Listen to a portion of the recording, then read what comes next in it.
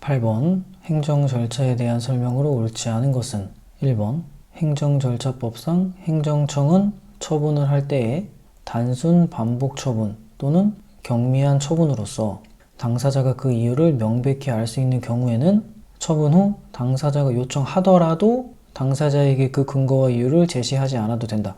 자, 이건 틀렸죠? 단순 처분이거나 경미한 처분은 당사자에게 그 근거와 이유를 제시하지 않아도 돼요. 그런데 처분 후에 당사자가 요청하면 당사자에게 그 근거와 이유를 제시해야겠죠. 이게 상식적이죠.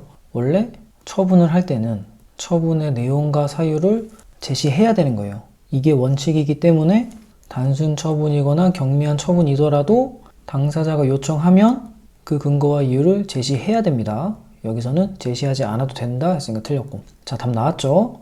다음 2번 육군사관학교의 사관생도에 대한 징계 절차에서 징계심의 대상자가 대리인으로 선임한 변호사가 징계위원회 심의에 출석하여 진술하려고 하였음에도 징계권자나 그 소속 직원이 변호사가 징계위원회의 심의에 출석하는 것을 막은 후 내린 징계위원회의 징계 의결에 따른 징계 처분은 특별한 사정이 없는 한 위법하여 원칙적으로 취소되어야 한다. 자, 이거 맞죠? 이거 해석 문제죠? 무슨 말인지 해석하고 이해했으면 옳다고 표시할 수 있어요. 자, 사관생도에 대한 징계 절차에서 징계심의 대상자, 그러니까 사관생도의 변호사가 징계위원회 심의에 출석하려고 했는데 출석하는 걸 막은 거예요. 자, 그러면 그 후에 징계위원회에서 징계 의결에 따른 징계 처분은 특별한 사정이 없는 한 위법한 게 맞죠. 원칙적으로 취소되어야 한다. 맞다. 절차상의 하자가 있는 거죠. 다음 3번 공무원 인사관계 법령에 의한 처분에 관한 사항 전부에 대하여 행정절차법의 적용이 배제되는 것이 아니라 성질상 행정절차를 거치기 곤란하거나 불필요하다고 인정되는 처분이나 행정절차에 준하는 절차를 거치도록 하고 있는 처분의 경우에만 행정절차법의 적용이 배제된다. 맞죠? 이것도 당연한 얘기하고 있고 무슨 말이에요? 행정절차법의 적용이 배제되는 경우는 행정절차를 거치기 곤란하거나 불필요하다고 인정되는 처분에만 행정절차법 적용을 배제할 수 있다. 그러니까 사전 통지 안 해도 된다. 이런 얘기 하는 거죠. 그래서 이거는 맞는 선지다. 이것도 해석 문제죠. 다음 4번 군 인사법령에 의하여 진급 예정자 명단에 포함된 자에 대하여 의견 제출의 기회를 부여하지 아니한 채 진급 선발 처분을 취소한 처분은 위법하다. 맞죠? 이거 어떻게 풀어야 돼요? 군 인사법령 보고 진급 선발 취소 처분, 의견 제출의 기회를 부여하지 아니한 채 한 처분은 위법하다. 맞다. 이렇게 풀 수 있어야 됩니다. 그래서 답은 1번.